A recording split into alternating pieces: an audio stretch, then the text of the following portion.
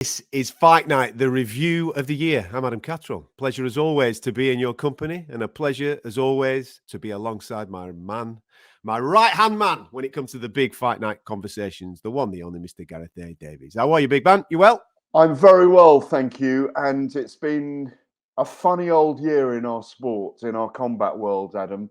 And I know we're ending the year and we're still here and we're still doing it and we're loving it. 7 outside broadcasts, all those things. Fight Night every week, a feeling like we are on top of the sport. It's been a really difficult year. I really do think it's been one of the most difficult years I've ever been involved in boxing, because there are things that protrude, that need address, and I don't know where that answer is going to come from. You know, there's a lot of things to address. More than anything, transparency in the sport is the biggest thing that needs to happen, I think, in 2023. I think you're 100% right. Throughout the course of this programme, we're, of course, going to give you a summary of what happened in 2022. We'll look forward to 2023 with hopefully a bit of optimism. We're going to talk about fights of the year, both across boxing and MMA. And, you know, we'll celebrate some of those sensational knockouts that have been littering the last 12 months. Again, both across boxing and mixed martial arts. But, Gareth, you're right to pick up there. I think the first point is obviously to look back at 2022. And I think if we split the two sports up, we'll come to MMA in a minute and we'll go boxing first. I think the overriding word to describe boxing this year has been frustration. Frustration from maybe a matchmaking point of view. Of course, we didn't get some of the fights that we wanted to see, that we thought we were going to get over the last 12 months. And also a couple of other things have popped up this year which have really highlighted the flaws in the sport. Earlier on in the year, we had Taylor versus Catterall, didn't we? A fantastic fight on paper, undisputed championship. First time that had come to British soil in the 4-belt era, and we're all dead excited about it. We went up, we saw a good fight between two very capable combatants, but the result and the aftermath was handled, I think, incredibly poorly, which highlighted a few flaws in the system. And then at the back end of the year, we saw Benn versus Eubank. And I don't think we need to say any more on that situation of the amount of flaws that were highlighted in that moment. Going forward in 2023, it's important that we get a grip of situations like that in order to be able to attract new fans, because every new fan, every casual fan, if we can refer to him as that, will point at boxing and say, listen, I came. You told me to come to the fight. You gave me an undisputed fight. I came and it ended up in a mess. I'm not interested anymore. I'm going to go somewhere else for my entertainment. It's important that we get a grip of the way that we handle those situations. Therefore, we can be clear for fans going forward. Absolutely, Adam. You know, one of the big things, as I said, transparency. It's like undisputed champions is one of the major things in the sport. I think we've got 5 at the moment. I think we've got 3 divisions, 2 or 3 divisions where we've got 3 champions. It's why we want an undisputed title in the heavyweight division, because we haven't had it for 20 years. They were like blue moons before. We've seen it in the women's arm of the sport, where because there's a small group of very elite fighters, they've been able to bounce up and down divisions. And you know, if in 2023 we get Terry Harper against Natasha Jonas, the emblematic example of this is, I don't think we've seen them fight for a world title at featherweight. We could see them fight for all the belts at light middleweight. I don't think we've ever seen men do that. That have fought for both feather and light middle. We haven't. It just probably isn't possible, almost physically. But boxing is a sport, and I think this year it highlighted that it's a business. You know, that the business rules. From the 2 Tyson Fury heavyweight fights, you know, yes, 150,000 people in stadiums, but not really advancing in the way that we'd like it to advance. Judging is a real problem in the sport. I mean, I know we're picking the bones here and we're being negative, but and We've got to be honest. Yeah, we have to be honest on the year. Yeah, I mean, and then it was exemplified by the Jack Catterall, Josh Taylor fight. I'm glad we're seeing them fight again in 2023. But it really highlighted a new blood, young blood needed in the sport, on the judging side. And then, honestly, very depressing. I spoke to Chris Eubank Jr. a few nights ago a recap of the year with him. And he's had the weirdest 3 months he could ever have imagined. And he does feel let down by what happened. And I think the spikiness around how he feels about Conor Benn's 2 drugs tests that he didn't know about till very late before the fight, 10 days before the fight on October the 8th, that was abandoned. It cast a pall over boxing, and it's still hanging there. Yeah. And now you've got the World Boxing Council sifting through a 270-page report and kind of emotional outbursts on social media from Conor Benn and from Eddie Hearn, his promoter, saying this is we're going to clear the name. Let's just do the facts. And obviously, hopefully, the facts are in that 270-page document. But UKAD and the Boxing Board of Control, my understanding is, don't have that document yet. So there's a lot of stuff that's happened, and there are a lot of loud voices on social media complaining about this, that, and the other. About but we have to stay on top of these things. We have a responsibility, and there was a lot of responsibility in for all the fun we had in 2012. I'm rambling, but back to you, good sir. We're going to revisit that because hopefully we'll come up with some suggestions of how we can fix that and make sure that what happened in 2022 doesn't happen in 2023. There were highlights in the world of boxing. The majority of my highlights, I'm going to be dead honest about this, came from the women's arm of the sport, because you've just mentioned there about unifications, about undisputed fights. And yes, okay, the talent pool is a little bit smaller than it is in the male game. There's a lot less money in the female side than there is in the male game, so therefore it's a little bit easier to be able to make certain fights. Yeah. But the girls stepped up this year. When I think of the stellar fights, the fights that got me really excited, not only with the build-up to then the actual deliverance of the fight, it's the girls' fights. It's the Taylor Serrano fight. We'll talk about it in a minute as a potential fight of the year candidate. It's Shields Marshall. It's those fights that are the ones, and obviously a great year for Natasha Jonas, as you've already mentioned. It's those moments that are the ones that are overriding for me in 2022 when I think of boxing as a whole.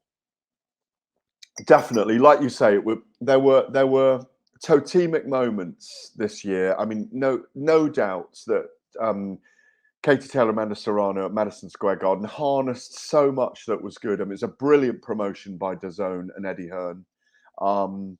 They harnessed the power of it being the first female leading event at Madison Square Garden for 140 years. We've both been there many times. It's got magic dust in the air, and they captured everything with an extraordinary fight. They went at it hammer and tongs for 10 2-minute rounds. A who's who from women's boxing was there. Savannah Marshall, Clarissa Shields was there in the night. Alicia Baumgartner, lots of other Americans. Billie Jean King was involved in the build-up. American senators. They went on Good Morning America. They captured an audience, and yes, it wasn't the biggest global audience ever, but I was there. I covered it all week. It was an amazing event. The atmosphere was extraordinary. There was that, as you say, the 3 Natasha Jonas fights where she went bing bang boom with 3 of the world title belts, 2 weight divisions, at least 2 weight divisions above her natural weight. She's a natural lightweight in my view.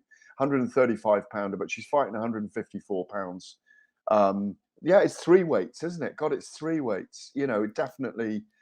Maybe she's a light welterweight now. I don't know at 39, but I'm concerned for her in that weight division. She's extraordinary.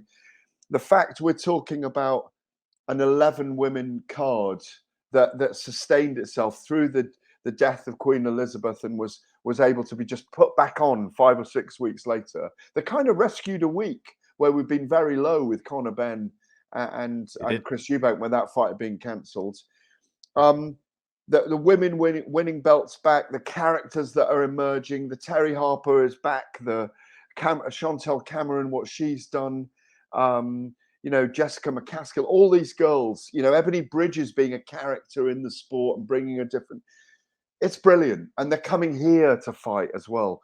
The fact we're talking, Adam, about Croke Park for Katie Taylor in 2023, that she could headline against any one of several fighters from Natasha Jonas, Chantel Cameron, all the way through to even people like, not Savannah Marshall, but, Amanda Serrano again. and the 80,000 could go there. She could have fought Minnie Mouse in the last decade, and they could have sold out Croke Park for Katie Taylor. But it's the way women's boxing was the light in the tunnel that led us through 2022, Absolutely. in my view, Ad. And what's exciting is men want to watch it now. Most of the fans of boxing are men, and men want to watch women fighting. And that for me is the success as well. Obviously, there are more women coming through and more young girls wanting to do it and more of a female audience, but it's a majority of fight fans are men. And the women are now drawing those eyes on the sport. It's brilliant. It is. It is absolutely brilliant. I think both me and you have also been fortunate this year that we cover MMA as well as boxing. I know that there's a lot of people that listen to our show that are just predominantly boxing, and therefore they're a little bit more frustrated than us. I think our extra light, as well as obviously the female boxers, has been MMA in general, because it's been a wonderful year for MMA, especially for British MMA. We found ourselves snaffling another UFC title, this time in the welterweight division, with Leon Edwards and his knockout of pound-for-pound king Kamaru Usman. And over in the PFL, Brendan Loughnane had 4 fights in 8 months to take the featherweight championship there and snaffle himself $1 million check. I think from an MMA point of view, that's been my saving grace this year, Gareth, in fight sports. I think being able to dip in and out of boxing when it has frustrated me, to go over to MMA, and especially to celebrate British MMA, because it's absolutely flying right now, has been a bit of a godsend. Yeah, definitely. And obviously your work with the UFC shows how we've got this group of fighters emerging.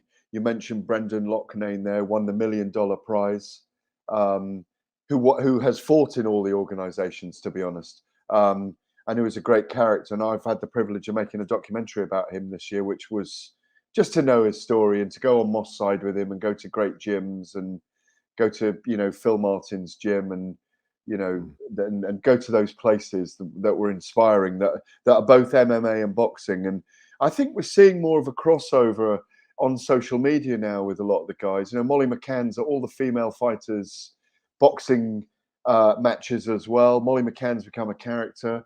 Paddy Pimblett was rising and rising. He got a bit of a dip at the end of the year. He got a shock decision and kind of, I don't know, went into the, what do you call it, the pots, kettle and black area of mixed martial arts, where it all gets a bit insidious with presenters and with Ariel Helwani, and it's all fun really. It'll all iron out. Darren Till needs to refine his way. It's 5 losses in 6 fights.